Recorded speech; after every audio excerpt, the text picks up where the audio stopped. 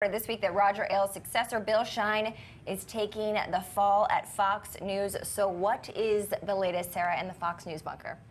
Well, Bill Shine's, departure from Fox News really heralds kind of yet another dismantling of the old Fox. Bill Shine was this longtime employee there. He was there just about as long as Fox News existed. He started as Sean Hannity's producer.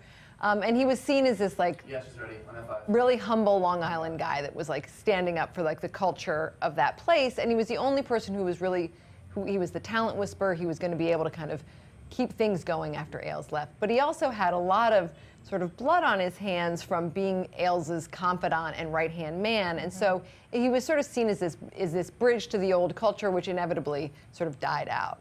And I wonder, too, how much more change we can expect maybe at Fox. Of course, the big news earlier this week is that Sean Hannity called a rare meeting with about 30 of his own staffers and said he wasn't negotiating an exit. I mean, the thing is, with the day that Bill Shine left the company, they also elevated a woman, Suzanne Scott, who is seen as just as culpable by many of the people there in the old Ailes culture. She was just as much of an enabler.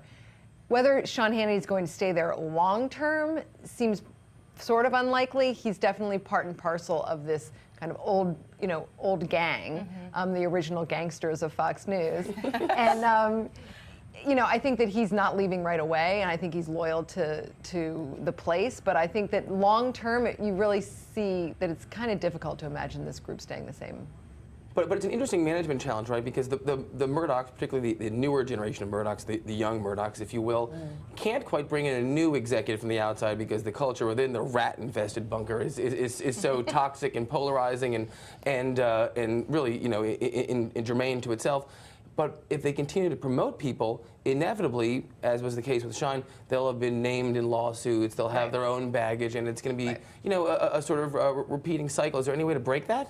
Well, I think that that's the big problem. They have no good options. The Murdochs don't have any great options. I mean, somebody said to me earlier this week, if we're going to clean house, let's just clean house instead of having one executive out and then the next one is elevated.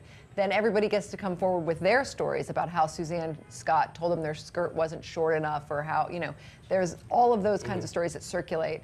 People are talking about, the next head that pops up above the parapet is the one that's going to get cut off. But the problem, as you say, for the Murdochs, that if they bring in someone completely different to run this place, how are they even going to know how to manage this totally unique culture? But I read some chatter that there's now a somewhat clandestine search for a new CEO of Fox News. Exactly. Anything that'll lead outside either the company or the brain trust, or will Rebecca Brooks become the new CEO of Fox News? Well, I think that there are a few people. David Rhodes over at CBS is the kind of person who was at Fox for a long time. He has a contract and sort of bats away all of that speculation, but he would be a perfect person to be able to come in from the outside. He knows those guys, from a long time ago. So we'll see. They say that they kind of want a woman too, and that's why Suzanne Scott was elevated, but it's hard to imagine somebody completely different coming in to really clean the place up. Thanks for watching Cheddar on YouTube. For more clips of CEO and startup interviews, click one of the videos right here, or subscribe to us to get our live alerts right here